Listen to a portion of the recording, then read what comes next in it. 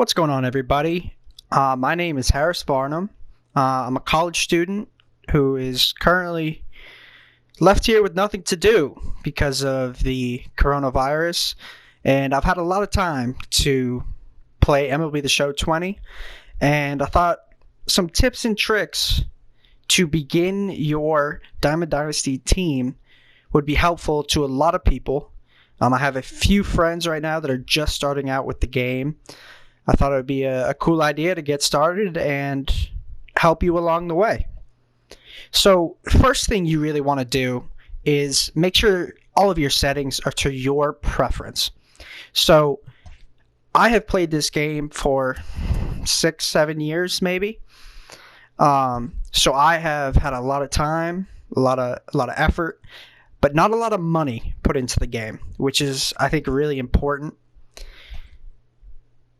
All of my settings are to my own preferences, and I would suggest to follow them after a little bit of testing them out and all that. I know a lot of people use the strike zone hitting view, which is not for everybody.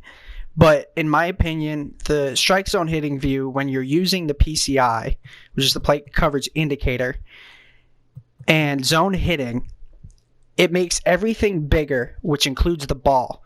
So there's less room for error. And if a pitch is, say, way outside or way inside, you can see that it was never going to be in the strike zone. But if you're further away in the default camera, you might not be able to see those things. So set up your settings how you want. These are my personal preferences. Pitching, I pitch pure analog, which takes a little getting used to, but I found it's the most accurate one that there is. If you do use meter, which I used for a long time, I found that there's still a lot of room for the computer to throw the pitch where you don't want it. I get a lot of hanging pitches online. So I would suggest maybe you can start out with that and then work your way towards pure analog. Second of all, actually going into Diamond Dynasty here, if you buy the MVP edition or the Digital Deluxe edition like I did, that is the only money that I have put into this game. And this right here is my team. I have not put any money into it, just a lot of time.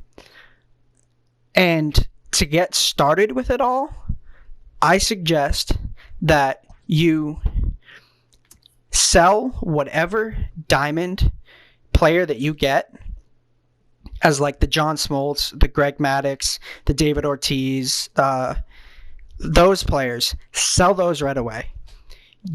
Having one of those players is not going to make a huge difference to your team right away. Smoltz was my second player taken, and that was because of the XP path. And I kept him because now my team's good enough to compete online. So I would suggest sell all of that and buy the Kickstarter pack. The Kickstarter pack will give you 5 gold players. You can't sell them, but they are a huge start to your team. It's going to make the game a whole lot more fun for you. I know I got Xander Bogaerts, Grandal came in that, Jeff McNeil, Matt Olson. So there's some really good cards that you can get from the beginning. It costs 15,000 stubs, but that's about as many as you get from selling your diamond player. After you get a decent team together, you want to work towards the first inning program. There's a lot going on here. As you can tell, I just got Roy Oswalt today. Took me a while to get there, but through missions, playing online, defeating the Conquest, which I suggest, the Conquest this year is not it's not worth your time to complete the whole Conquest map. This one, usually in the past it has been, but this Willie Mays really isn't that elite of a card that it's going to last me all year. That's what it's been the previous years, is it's going to last me. But this one, there's already better options out there for you. So I suggest you do the starter one if you've never done it before, or do the first inning one.